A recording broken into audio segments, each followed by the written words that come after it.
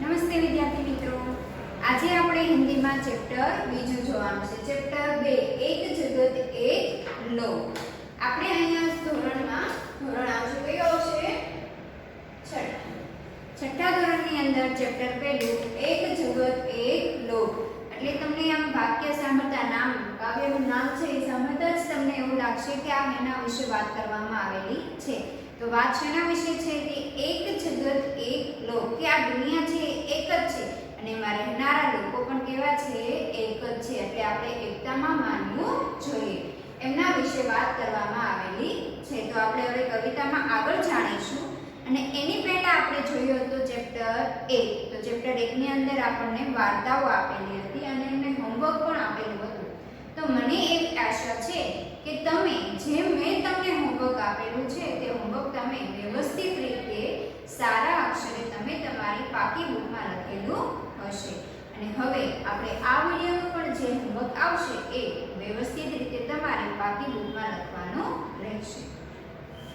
તો એની અંદર આપણે કાવ્યની અંદર આગળ જાણીએ તો એક જગત એક લોક એમાં કીધેલું છે कि प्रकृति के तत्व हम सब के लिए एक है. कि प्रकृतिना तत्व એટલે જ કોણ આવશે? કે જેવી રીતે આપણો સૂર્ય છે, ચંદ્ર છે, પૃથ્વી, નદી એ બધા શું છે? પ્રકૃતિ તત્વો છે કે કુદરતી આપેલી વસ્તુઓ છે. તો એ આપણા બધા માટે કેવી છે? એક જ છે. એવું તો નથી કે આપણે યુઝ કરીએ તો બીજા યુઝ ના કરી શકે. બધા માટે એક જ છે ને. એવું નથી કે ધરતી ઉપર આપણે એકને રહેવાનો છે. ધરતી માતા એમ કીધું કે તમે રહો, આ લોકો નથી રહેવાનું, એવું કીધું નથી. तो ये कहवामां आवेलुं छे कि प्रकृति के तत्व हम सब के लिए एक ही है. एमना पछी छे हम सब लोग समानता से रहना है. कि हम सबको समानता से रहना है, बिना भेदभाव के लिए के सभी के साथ प्रेम से रहना है. कि कोई पण जातनो भेदभाव कर्या वगर आपणे बधानी साथे प्रेमपूर्वक રહેવું જોઈએ. आज मनुष्य की सोच अपनी दुनिया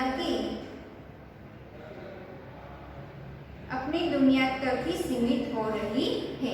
कि आज मनुष्यनी सोच એટલે કે મનુષ્યના વિચાર ક્યાં સુધી સીમિત છે? દુનિયા સુધી જ સીમિત છે. આગળનું વિચારતા નથી. એટલે કે પોતાનું જ પોતે છે, પોતાનું ફેમિલી બસ બેનું જ વિચારે છે, બાકી કોઈનું વિચારતા નથી. इस काव्य का भेद राष्ट्रवाद की संकीर्णता के ऊपर उठकर विश्व बंधुत्व की भावना विकसित करता है. कि आ काव्य में आपने शू कहेवामां आवेलुं छे? राष्ट्रीय भावना, राष्ट्रवादनी जे विकसित आपणे हवे पोतानुं ज मानवा માંડ્યા છે, એમને પણ આપણા બધાનું છે તેવું માનીને ચાલવું જોઈએ એવી ભાવના અહીંયા આ કાવ્યની અંદર દર્શાવવામાં આવેલી છે. एक जगत एक लोग सबका है एक मान. કે એક જગત છે એક જ લોકો છે અને એમાં રહેનારા માનવીઓ પણ કેવા છે? એક જ છે. એક ચંદ્ર એક સૂર્ય એક ભૂમિ આસમાન. કે એક ચંદ્ર છે, એક સૂર્ય છે અને એક ભૂમિ આસમાન. અને આસમાન પણ એક છે અને ભૂમિ પણ એક છે. કે આ જગત છે, જગતની અંદર રહેનારા લોકો છે એ બધા એક જ છે. આપણને ભગવાને બનાવ્યા છે તો ભગવાને આપણને બધાને સરખા જ બનાવ્યા છે. કોઈને એવી રીતે નથી કે આમ ને આ તેમ, બધાને સરખા મગજ રાખે, સરખું હૃદય આપેલું છે. એટલે હા, આકારથી છે, રંગ રૂપથી આપણે અલગ પડીએ છીએ, પણ આપણી લાગણીઓ, આપણી ભાવનાઓ, આપણા હૃદયો, આપણે બધા કેવા છીએ એ બાબતે સરખા છે. આપણા શરીરની અંદર ચાલતું લોહી, હાડકાં એ પણ બધું કેવા છે? સરખા છે. તો એક જગત એક લોક, આ દુનિયા છે, દુનિયા કેવી છે? એક જ છે અને એની અંદર રહેનારા લોકો પણ એક જ છે. सबका है एक मान. કે બધાનું એક અસ્તિત્વ છે. શું છે? એક અસ્તિત્વ છે. કે પોતાની એક નામતા છે. એક ચંદ્ર એક સૂર્ય. કે એક ચંદ્ર છે, એક સૂર્ય છે. કે દિવસ પડતા જે સૂર્ય આવે છે એ બધાને જ એક સાથે અંજવાળો આપે છે, એક સાથે અંધારું આપે છે. એવું તો નથી કે આના ઘરે વહેલા અંધારું થઈ જાય, આના ઘરેથી વહેલા સૂર્ય નીકળી જાય, એવું કશું નથી. એ સૂર્ય છે એ જ્યારે ઉગે છે અને આથમે છે ત્યાં સુધી બધાને એક જ સરખો તડકો, એક જ સરખી શીતળતા આપે છે. એક ચંદ્ર છે એ પણ એમના ટાઈમે આવે છે ચંદ્ર અને બધાને સરખી શીતળતા આપે છે. પૃથ્વી છે, પૃથ્વીમાં સૂર્ય પણ એક છે અને ચંદ્ર પણ એક છે. એક પૃથ્વી આસમાન, કે આ પૃથ્વી નીચેની જમીન છે આપણી, એ પણ કેવી છે? એક જ છે અને એક જ આસમાન છે. એવું જ નથી કે બધાના માટે અલગ અલગ પોતપોતાનું આસમાન હોય, બધા માટે કેવું છે? સરખું છે. એટલે કે એક જગત એક લોક સબકા હે એક માન, એક ચંદ્ર એક સૂર્ય એક ભૂમિ આસમાન. એમના પછી આપણે આગળ વધીએ તો કે એક તેજ એક હવા એકી હે પાણી, કે એક તેજ છે, એક હવા છે અને એક જ પાણી છે. કે આપણે આ જગતની અંદર આપણને તેજ એટલે પ્રકાશ, તો પ્રકાશ પણ આપણને એક જ મળે છે, એક સરખો જ મળે છે. પાણી, તો કે પાણી પણ બધી જગ્યાએ સરખું છે.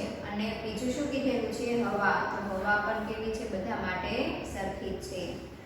જીવન એ સુખ દુઃખની એક કહાની, કે આ જીવન છે એ સુખ દુઃખની કહાની છે. બધાના માટે સુખ પણ સરખું છે અને દુઃખ પણ સરખા જ આપેલા છે. કોઈને પહેલા દુઃખ આવે તો પછી સુખ આવે, ને અમુક માણસોને પહેલા સુખ આવે તો પછી દુઃખ આવે, પણ બધાને જીવનની અંદર સુખ દુઃખ આવેલું જ હોય છે અને એ પણ સરખો જ હોય છે. કે જીવન છે એ સુખ દુઃખની કહાની છે. એક દેહ એક રક્ત એક અસ્થિ એક પ્રાણ, કે એક દેહ, દેહ એટલે શું થાય? શરીર થાય. શું થાય? શરીર. શરીરની અંદર જે આપણું હાડ પિંજર છે, હાડકાનું પિંજર, તે શું થાય? શરીર. શરીર એટલે દેહ. તો કે દેહ, શરીર બધાના એક સરખા જ છે. અંદર રહેલા હાડકાઓ છે બધાના કેવા છે? સરખા જ આપેલા છે. હાડ પિંજર આપણું કહીએ એ બધા માટે કેવું છે? સરખું જ છે. એક રક્ત, કે બધાનું લોહી કેવું છે? સરખું છે. તમે જોયું હશે તો કે આપણું કાળું લોહી છે તો બીજા આપણું લાલ લોહી છે તો બીજાનું કાળું લોહી હોતું નથી, લીલું લોહી હોતું નથી, પણ બધાનું લોહી કેવું હોય છે? સરખું. કેવા રંગનું હોય છે? લાલ રંગનું. રક્ત એટલે શું થશે? લોહી થશે. એક અસ્થિ એક પ્રાણ, કે એક અસ્થિ છે અને એક જ પ્રાણ છે. એટલે કે અસ્થિ એટલે મૃતદેહ. એક અસ્થિ એક પ્રાણ. એક જગત એક લોક, એક જગત અને એમાં રહેનારા લોકો પણ એક જ છે. હર્ષ ભરે ગાયે હમ ગાન સુહાને, સમાનતા ઓર મમતા કે ગીત તરાને, કે હર્ષ ભર્યા આપણે ગીત ગાન, ને આપણે બધાને એ લાગણી એવી રીતે આપણે રાગ ગાવીએ, કેવી રીતે આપણે સમજાવવા જોઈએ કે આ દેશ છે, આ દુનિયા છે એક જ છે. તો આપણે ભેદભાવ કર્યા વગર બધાએ એકતા રાખીને સાથે રહેવું જોઈએ. समता और ममता के गीत सुहाने, की समानता અને પરસ્પર ભેદભાવ લાગણીઓ રાખવી જોઈએ. घर घर में गूंज रहा है निष्दिन यह मधुर गान, કે ઘર ઘરની અંદર આ નિષ્દિન એટલે કે દરરોજ, નિષ્દિન એટલે શું થશે? રાત દિવસ, દરરોજ મધુર ગાન સાંભળી રહ્યા છે. ગુંજ રહા એટલે કે ગુંજી રહ્યું છે, કે આપણે બધા એક જ છીએ. આ એક દુનિયા છે, એક સૂર્ય છે, એક ચંદ્ર છે, આ કુદરતી જે આપણને તત્વો આપેલા છે, તત્વો પણ બધા કેવા છે? એક જ છે. તો આપણે પણ એક થઈને જ રહેવું જોઈએ. કેમ કે આપણે પણ એક કુદરતીના તત્વો જ છીએ એક પ્રકાર. કેમ કે આપણને કુદરતે ભગવાને જ બનાવેલા છે અને આ જે સૂર્ય ચંદ્ર છે એ પણ કોને બનાવેલા છે? ભગવાને જ બનાવેલા છે. તો આપણે બધાએ ભેગા મળીને હળી મળીને રહેવું જોઈએ. राष्ट्रों में ऐक्य यही कर्म हमारा, प्रगति न्याय मानवता धर्म हमारा, કે રાષ્ટ્રની અંદર એકતા રહે એ જ આપણે શું જોઈએ? કર્મ હોવો જોઈએ, આપણું કર્તવ્ય હોવું જોઈએ. કે આપણા લીધે બીજા કોઈને આપણે ભેદલા એટલે કે ભાગલા પાડવા જોઈએ નહીં. અને જો કોઈ ભાગલા પાડે, ઝઘડતા હોય તો આપણે એને શું કરવું? સમાધાન કરીને અને સમજાવવાના કે આ જે છે રાષ્ટ્રીય ભાવનાની આપણું કર્તવ્ય શું છે? તો કે આપણે બધાને હળી મળીને રહેવું જોઈએ. એમને સમજાવવાના કે આ દુનિયામાં દુનિયા એક છે, ધરતી એક છે, હવા પાણી બધું જ એક છે. તો આપણે પણ હળી મળીને રહેવું જોઈએ. એવી આપણે એમને શું સમજાવવાનું છે? આપણું કર્તવ્ય છે ને આપણે એને એકતા વિશે સમજાવવાના છે. પ્રગતિ ન્યાય માનવતા ધર્મ અમારા, કે પ્રગતિ છે, ન્યાય કરવો અને માનવતાના રક્ષણ કરીએ એ આપણો જ મોટામાં મોટો ધર્મ છે.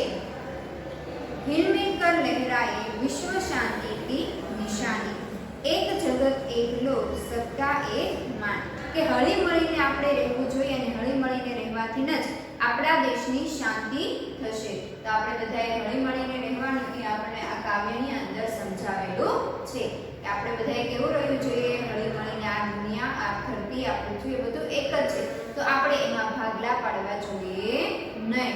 એવી જ રીતે આપણે આપણી સંબંધોમાં લાગણીઓ આપણે બતાવવી જોઈએ. અને એવી જ રીતે તમને કહેવામાં આવેલું છે કે આપણે કોઈને ભેદભાવ કરવા જોઈએ નહીં, કે આવા છે, આ તેવા છે. આપણે કોઈ પણ ભેદભાવ કરવો જોઈએ નહીં, કે આ નીચલી કક્ષાના છે, આ ઉપલી કક્ષાના નહીં. આપણા માટે બધા જ કેવા હોવા જોઈએ? સમાન, સરખા હોવા જોઈએ. તો અહીંયા આપણે હતા એક જગત એક લોકના શું હતી? કાવ્યપંક્તિ. હવે આપણે એમાં જોવાના છે સવાલ જવાબ.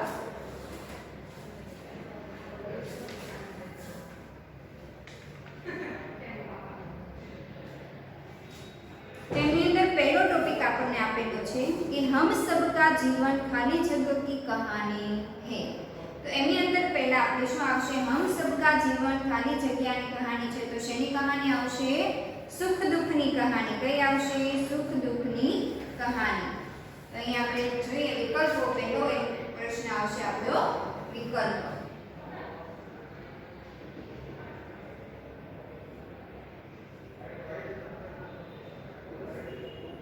हम सबका जीवन खाली जगह की कहानी है. तो एनी अंदर आंसर આપણે લખવાનો આવશે સુખ દુઃખ. શું આવશે? સુખ દુઃખ.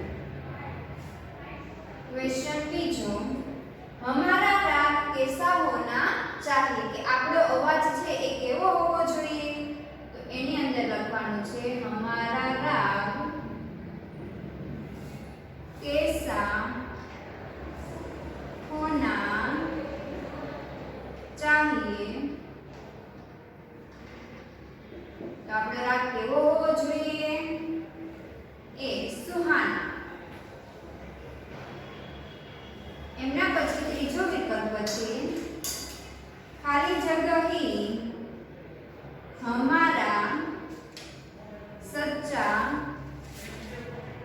धर्म है. કે ખાલી જગ્યા જ આપણો મોટામાં મોટો ધર્મ છે. તો શું આવશે? માનવતાનો. કયો આવશે? માનવતાનો ધર્મ આપણા માટે મોટામાં મોટો ધર્મ છે. એમના પછી આપણને આપેલું છે ખાલી જગ્યાઓ. प्रश्न 2 खाली जगह एमा पहली खाली जगह है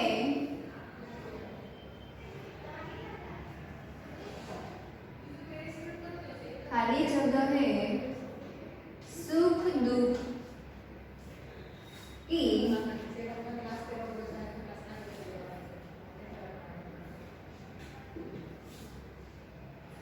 कहानी. तो एमनो जवाब आवशे जीवन. जीवन है सुख दुख की कहानी. हर्ष भरे गाए हम खाली जगह सुहाने. तो हर्ष भरे गाए हम खाली जगह सुहाने. तो શું આવશે? રાગ. हर्ष भरे राग गाए हम सुहाने. राष्ट्र में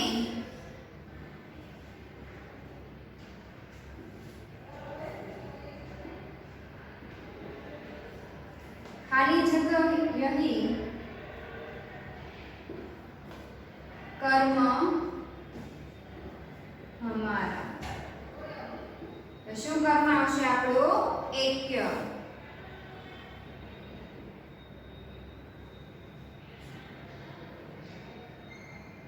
4 नंबर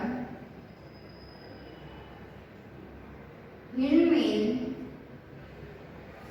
के लहराए खाली जगह का निशान.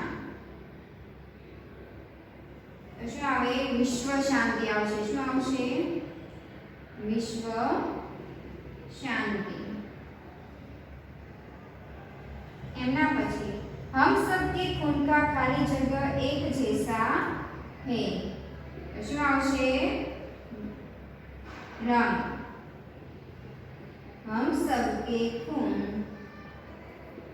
का खाली जगह एक जैसा है. तो एमा आवशे रंग कि हम सबका रंग एक जैसा है. तो आ હતા આપણા વિકલ્પો અને અહીંયા તમને આપેલી છે ખાલી જગ્યા. હવે આપણે થોડા શબ્દાર્થ જોઈ લઈએ કે જેથી કરીને તમને પાઠની અંદર કાવ્યની અંદર સમજવામાં સહેલાઈ રહે.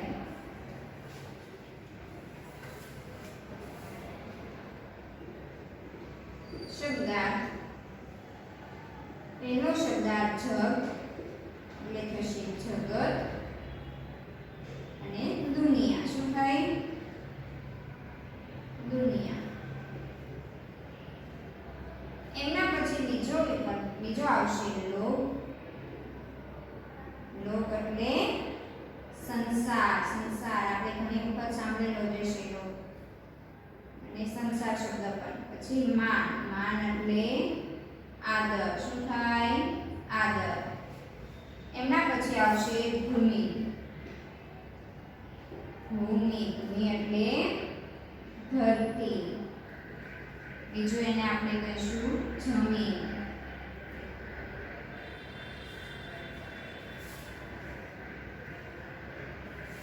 એમના પછી દેહ. દેહ એટલે શરીર, તન, કાયા. એ બધું શું આવે? દેહના શબ્દ છે. તન, કાયા અને શરીર. એમના પછી નિષ્દિન. નિષ્દિન એટલે દરરોજ.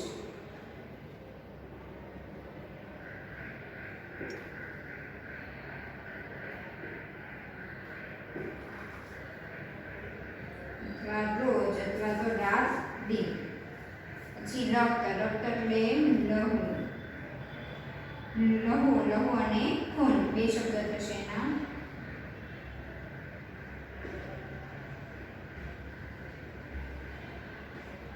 એમના પછી આવશે અસ્થિ. અસ્થિ એટલે હડ્ડી.